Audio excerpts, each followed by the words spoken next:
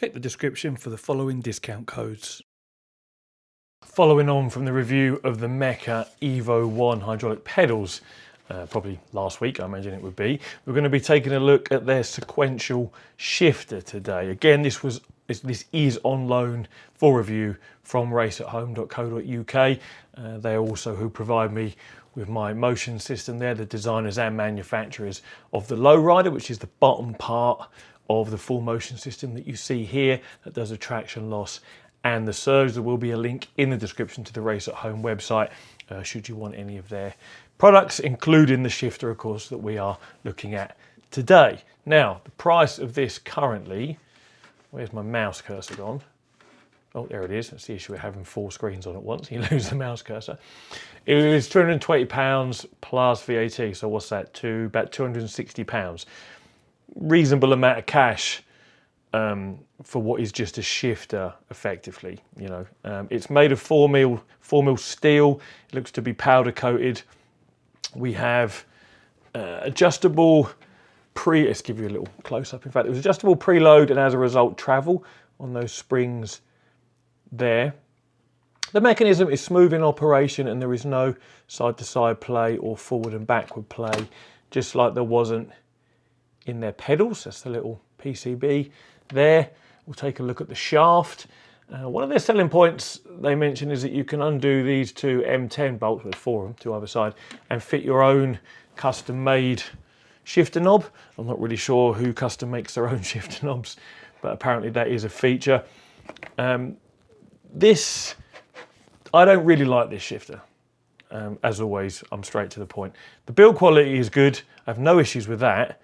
The weight of it is adjustable from 2 to 7 kilos, and I find that the default weight actually nice, firm, solid. Weight is too much for me to actually demonstrate here, so let me put up a clip now of me using it on my rig, and then you'll be able to see, you know, how far it moves in the default configuration.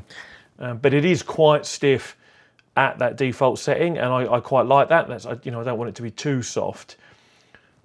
But what it does lack is any sort of real feel that you are engaging a, you know, mechanical selector rod, or, you know, you're moving a shaft in a gearbox. There's nothing. That sort of chunk is the best way to describe it, isn't really there. You know, it feels a bit too springy and a bit too smooth for my liking. And I mean, if we look at it, you can see why, because it's just a spring front and rear, and you know there's like a rectangular section in here. You can see the back of it that slides backwards and forwards, but there's nothing to really simulate, you know, a gear change of any real sort. This runs off of micro switches, one for up and one for down. You can see the back of the micro switch here. In fact, if I click it, you'll hear that. So micro switches front and rear for your up and down.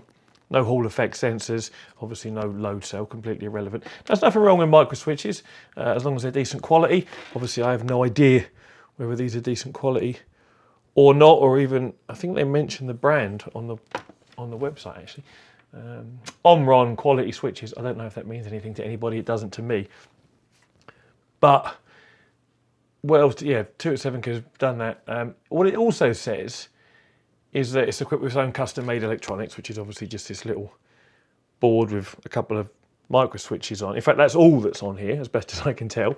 You've got your 3 solder pads for each of the micro switches, and then it just goes into a USB interface, which we'll look at in a second. Well, in fact, I may as well show you now. Again, it's a bit like the one for their pedals. This nice little small kind of exposed unit with your RJ12 to plug the shifter into, and then USB-C on the other side, and their logo. And you know, 2 screw holes for bolting it to your rig. That same exposed look that I quite like, that industrial look to it. But very simple, of course. A couple of, or 4 standoffs to raise the 2 pieces of metal apart from one another. But yes, it says equipped with own-made electronics and is fully adjustable in the Meca control panel software. It isn't adjustable in the Meca control panel software. First of all, if we think about it, there's just 2 micro switches. They are either on or off. It's not analog in any way. There's no pressure sensor, there's no Hall effect sensors, there's no travel or pressure measurement. It's just micro switch on, micro switch off. So there is zero adjustment in the Meca control panel. All it does when you go to the sequential shifter option is just show you up and down, and as you operate it, they light up, up or down to verify that the micro switches and the USB interface are working. You can also do that in the USB game controller's control panel in Windows by just double clicking on this in there, and it shows you button 1, button 2. Same thing, forward, backwards, click, click. You can even do it with your fingers on the micro switches if you want. So I don't quite know what they were talking about that. There's nothing to adjust in the software. The way it's mounted, 4 slots here, it's exactly the same as what the bottom of their individual pedals were. Now for pedals, that's fine because you're mounting it to a base plate or a pedal tray.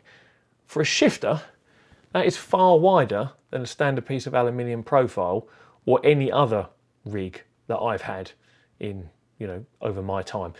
I actually fitted it just using 1/2 for testing.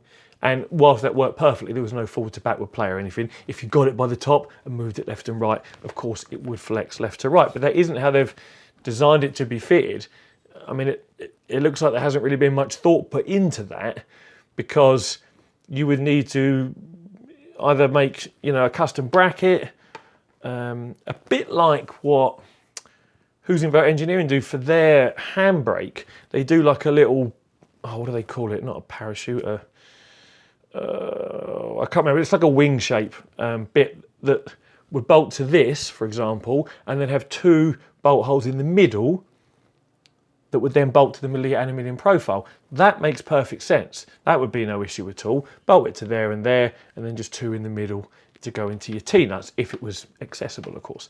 So I don't like the way you have to mount it. It's not easy to mount to aluminium profile. You could potentially get a couple of corner brackets to extend your profile out and do it that way. Again, I didn't bother because it was solid enough for testing as it was anyway.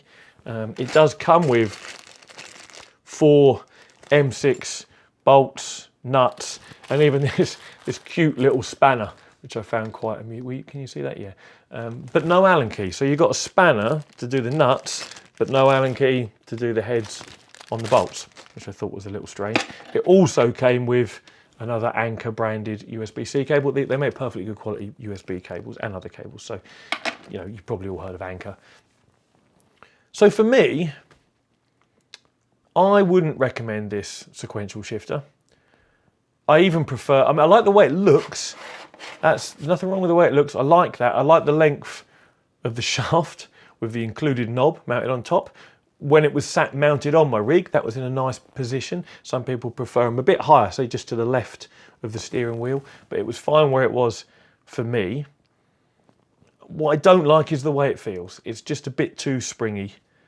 And aside from being able to adjust the preload and as a result the travel and the stiffness, there isn't much else to it. I mean, there's never going to be with just 2 micro switches. And it's a sequential shifter. Aside from stiffness and travel adjustment, there isn't really much else you would want. But I prefer the feel of my Fanatic shifter in sequential mode over this, because it has more of a chunk, if you know what I mean, as you go forward or backwards.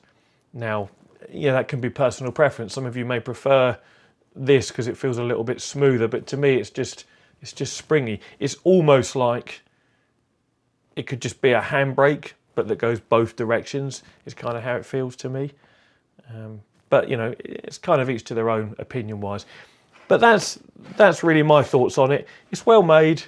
The construction quality is fine. There's no sharp edges. There's no issues, no blemishes. It looks nice. I like the appearance of it, but I don't like the way it feels, and I don't like the way it mounts. Are my only 2 real gripes. And the way it feels is probably the most important thing, second only to the way it mounts, because you do want it to be mounted solid without having to make your own custom bracket, or perhaps use some corner brackets or something to try and improvise getting that mounted. But there will be a link to the Race at Home website should you want to buy this or the pedals, or they sell all sorts of stuff. They sell VR headsets, they sell them, their low rider motion systems and full PT actuator setup, so you can take a peek there. And Bob, the guy that runs it, is a nice chap to deal with as well. So yeah, as always, thank you very much for watching. and take it easy.